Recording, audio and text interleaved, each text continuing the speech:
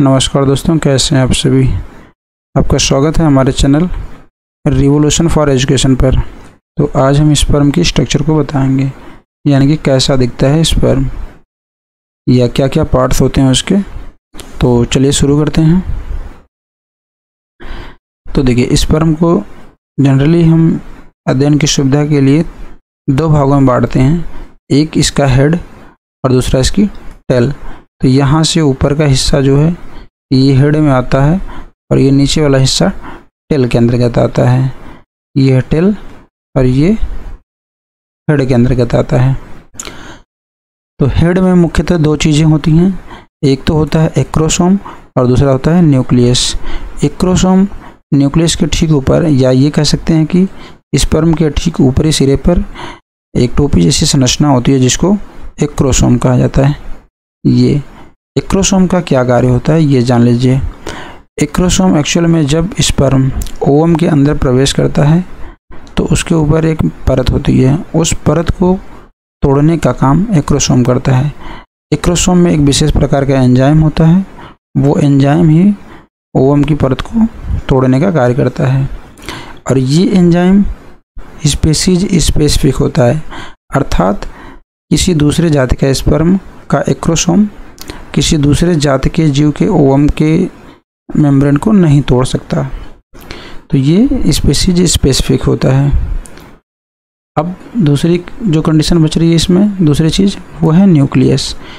तो यहाँ से यहाँ तक का भाग, हेड में मुख्यतः भाग न्यूक्लियस का ही होता है। ये ज़्यादातर जगह यही घेरे रहता है और वो इसलिए होता है ताकि स्पर्म को ही ओवम तक भेजने का ये सारी प्रोसेस है, सारा खेल है। और उसी के लिए ये इसकी बनावट, इसकी बॉडी स्ट्रक्चर, ये सब कुछ इसी के लिए बनाया गया है। अब जो टेल वाला हिस्सा है इसको दो भागों में बांटा गया है। तो ये मिडिल पीस ऑफ टेल है यहाँ से यहाँ तक की, और नीचे के हिस्से जो मेन टेल वाला हिस्सा है। अब इसकी जो यहाँ जो गर्दन है, आप इसको नेक भी कह सकते हैं या मिडिल बॉडी। अब इसके ठीक नीचे यानी कि मिडिल पीस में ही स्पर्म की साइज थोड़ी सी मोटी होती है पूंछ की तुलना में, और वो इसलिए होती है कि यहाँ पे माइटोकॉन्ड्रिया स्थित होती है।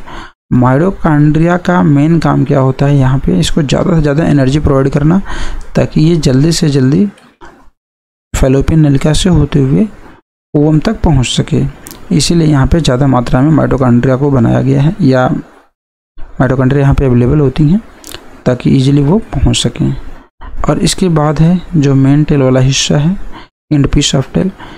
ये एक्चुअल में इसका काम क्या होता है कि ये लोकोमोशन में यानी कि गमन में इसकी सहायता करती है, किसकी, स्पर्म की। तो ये सिंपल सी स्ट्रक्चर है। आप अगर एग्जाम बेस से इसको तैयार कर रहे हैं तो ये जान लीजिए कि जो ह्यूमन स्पर्म है इसके दो मेन भाग हैं, हेड और टेल। हेड भाग में दो चीज़ें होती हैं, एक्रोसोम और न्यूक्लियस।